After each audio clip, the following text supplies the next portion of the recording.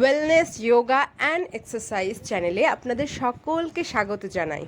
আজ আমি করছি সূর্য নমস্কার, যেটা প্রত্যেকের অবশ্যই করা উচিত। প্রথমেই পূর্ব দিকে মুখ করে সোজাভাবে দাঁড়িয়ে হাত দুটোকে বুকের কাছে নমস্কারের ভঙ্গিতে আনবো। এরপর ধীরে ধীরে হাত দুটোকে ওপরে নিয়ে গিয়ে পিঠ, কোমর এবং মাথা পেছনের দিকে বেঁকে যাবে।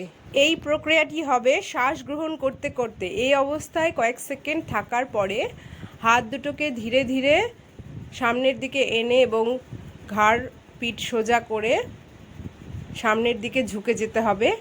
হাত যাবে পায়ের কাছে এবং কপাল ঠেকবে হাঁটুর সাথে এবং পা দুটোকে জড়িয়ে ধরে থাকতে হবে। প্রথম এই প্রক্রিয়াটি করতে খুব অসুবিধা হয়, তারপরে ধীরে ধীরে অভ্যস্ত হয়ে গেলে আর অসুবিধা হবে না। এই অবস্থায় 5-10 সেকেন্ড শ্বাস বন্ধ রাখতে হবে।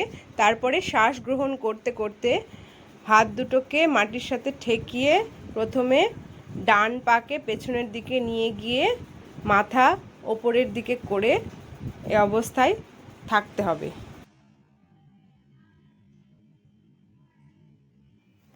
এরপর বাঁ পাকে পেছনের দিকে নিয়ে গিয়ে একদম সোজা হয়ে হাতের উপর ভর দিয়ে কিছুক্ষণ থাকতে হবে স্কোয়াটের পজিশনে।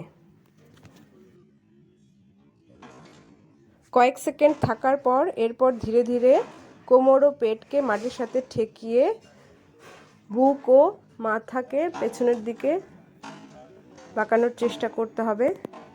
এই অবস্থায় কয়েক সেকেন্ড থাকতে হবে।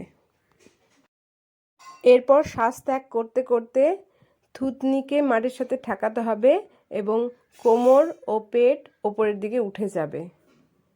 তারপরে ধীরে ধীরে আবার পেট কোমরকে মাটির সাথে ঠেকিয়ে ঘাড় মাথাকে পেছনের দিকে ঘোরানোর চেষ্টা করতে হবে।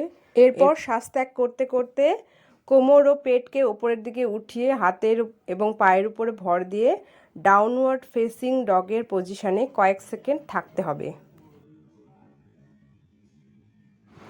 এরপর ধীরে ধীরে বাঁ পা ভাঁজ করে হাতের কাছে নিয়ে এসে ডান পা সোজা অবস্থায় রেখে মুখ উপরের দিকে করে কয়েক সেকেন্ড থাকতে হবে। তারপরে